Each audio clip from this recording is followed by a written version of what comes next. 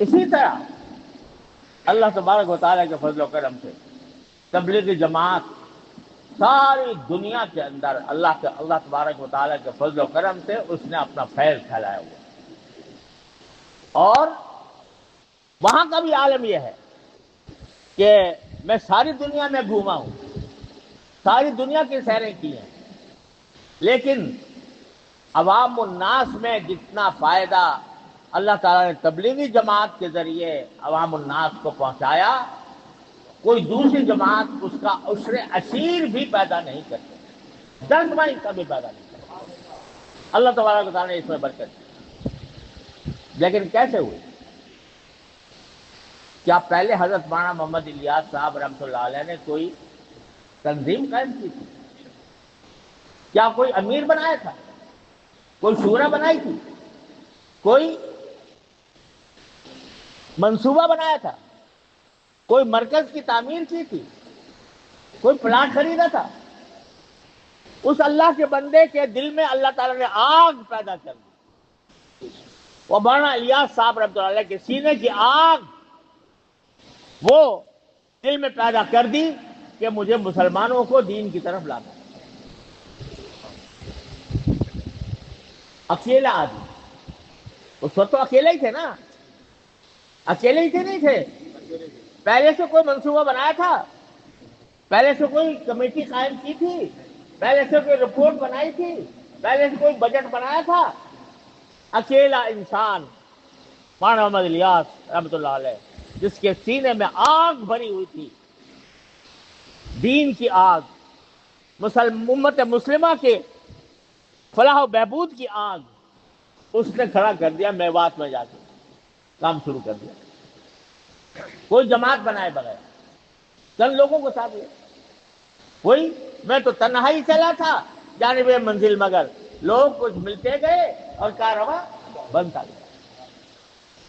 اللہ تبارک و تعالیٰ نے ٹھیک ہے، اصل مقصود تو دعوت تھا نا، اصل مقصود اپنی اصلاح تھی، اصل مقصود دین کی طرف جانا تھا، دین کی طرف بلانا تھا، اس مقصود کو لے کر کھڑے ہو گئے اس فکر میں کہ پہلے سے کوئی کمیٹی بنائے، پہلے سے مجلس بنائے، پہلے سے مشورہ بنائے، پہلے سے امیر متعین کرے، کچھ بھی نہیں، کام شروع کر دیا۔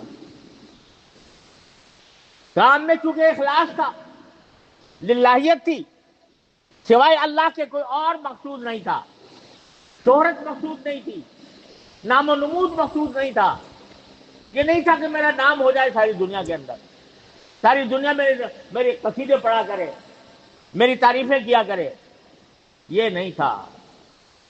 کیا تھا؟ کیا تھا دل میں؟ اللہ کے سامنے میں جا کر جواب دہ ہو سکوں کہ اللہ میں نے اپنے دین کے بچانے کے لیے جو میرے بس میں تھا وہ کر دیا۔ یہ تھا نا مقصود، یا کوئی اور تھا؟ یہ مقصود تھا۔ کوئی جماعت مقصود تھی؟ کوئی انجمن؟ کوئی تنظیم؟ کوئی صدر؟ کوئی سیکریٹری؟ کوئی بجٹ؟ کچھ نہیں، اکیلے کھڑے ہو گئے۔ لیکن عملاً ہوتا یہ ہے کہ بعد میں امیر بھی بنا دیا جاتا ہے، تو سیکریٹری بھی ہو جاتے ہیں، شورا بھی بن جاتی ہے، ٹھیک ہے، لیکن وہ مقصود نہیں، یہ تنظیم مقصود نہیں ہے۔ جیسے میں نے آپ کو بتایا کہ صحابہ کرام کو جمع کر لیا رسول کریم صلی اللہ علیہ وسلم نے، کوئی تنظیم قائم نہیں فرمائی۔ دارالعلوم دیوبند شروع ہو گیا، استاد شاگرد سے کوئی باقاعدہ تنظیم نہیں بنی، لیکن بڑھتا چلا گیا، تو مقصود اصلی حاصل ہے۔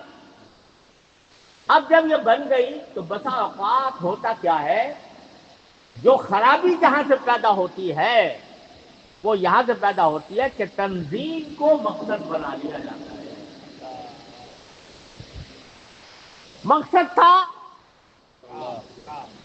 کام، اللہ کا دین، اللہ کی رضا، اخلاص کے ساتھ، مقصد وہ تھا۔ بعد میں تنظیم مقصد بن گئی،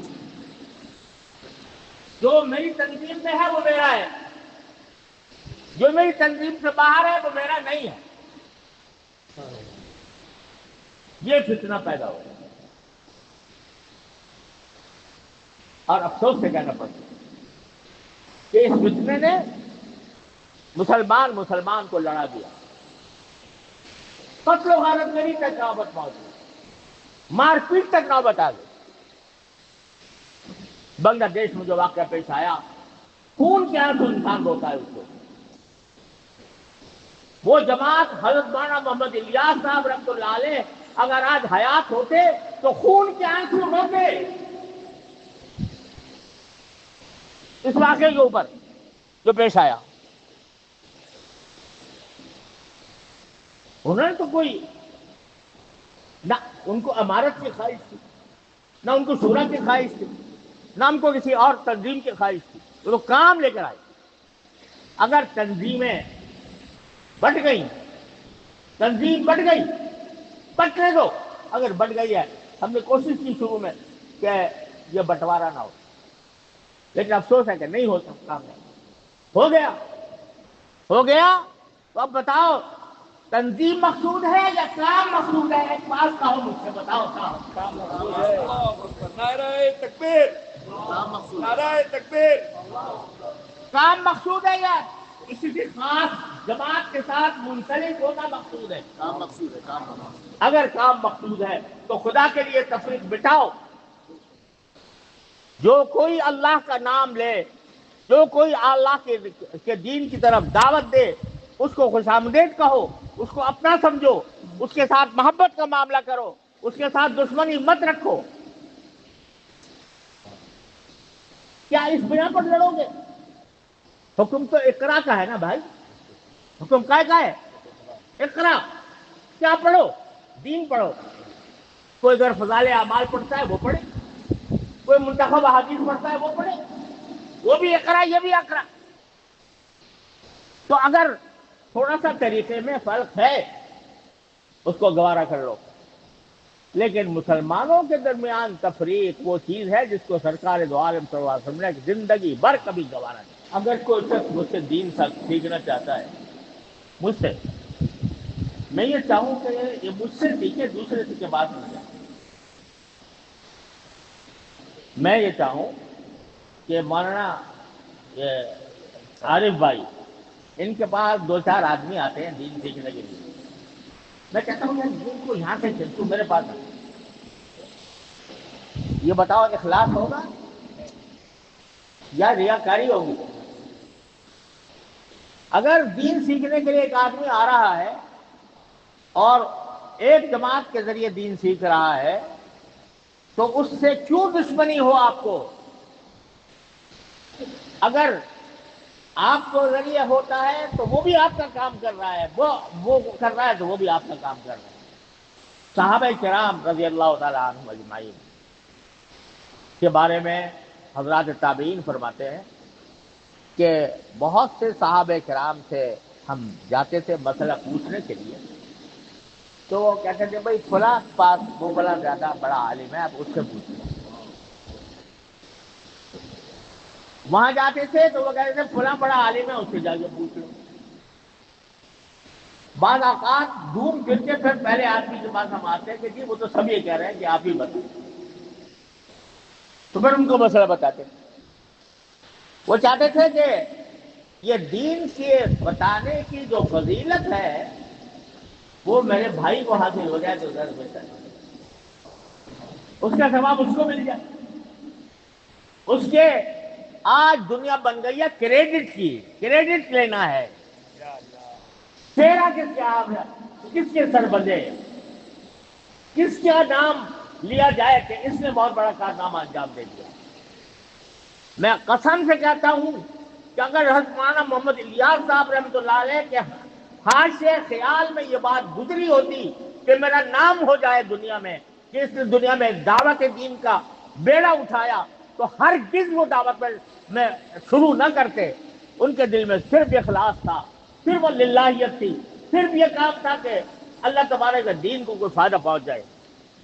آج ہم اس فکر میں پڑ گئے کہ جو ہماری پسندیدہ تنظیم ہے اس میں آتا ہے وہ میرا ہے، دوسری تنظیم میں جاتا ہے وہ میرا نہیں ہے، وہ دشمن ہے میرا، وہ مخالف ہے، ضرورت پڑی تو لڑوں گا اس سے، ہاتھ پائی بھی کروں گا، لڑائی بھی کروں گا، اگر ضرورت پڑی قتل بھی کر دوں گا، اعوذ باللہ العلی العظیم۔ یہاں تک نوبت پہنچ جائے تو خوب سمجھ لو کہ شیطان نے اپنا راستہ بنا لیا۔ جب یہاں تک راستہ پہنچ جائے، مسلمان کے خلاف قتل و قتال پر آمادہ ہو جائے، سمجھ لو کہ شیطان نے ان کے اندر راستہ بنا لیا۔ وہ صحابہ کرام تھے رضی اللہ تعالیٰ اجمعین، جن کو نبی کریم صلی اللہ علیہ وسلم کی صحبت حاصل تھی کہ وہ آپس میں قتل و قتال کے باوجود صحابی رہے۔ کیوں؟ اس لیے کہ نیتیں دونوں کی خالص تھیں۔ لیکن ہمارے دور میں قتل و قتال مسلمان کے درمیان، ایک آدمی دوسرے پر پتھر اٹھائے، دوسرے پر تلوار اٹھائے، دوسرے پر گولی چلائے، دوسرے کو دھکا دے، دوسرے کو گرائے، یہ سوائے شیطان کے اور کسی کا کام نہیں ہو سکتا۔ تو میرے بھائیو عزیزو، آج مجھے یہ بات کرنے کا آپ کے سامنے موقع مل گیا۔ میرے علم میں اسی بات لائی گئی کہ الحمدللہ اس اجتماع میں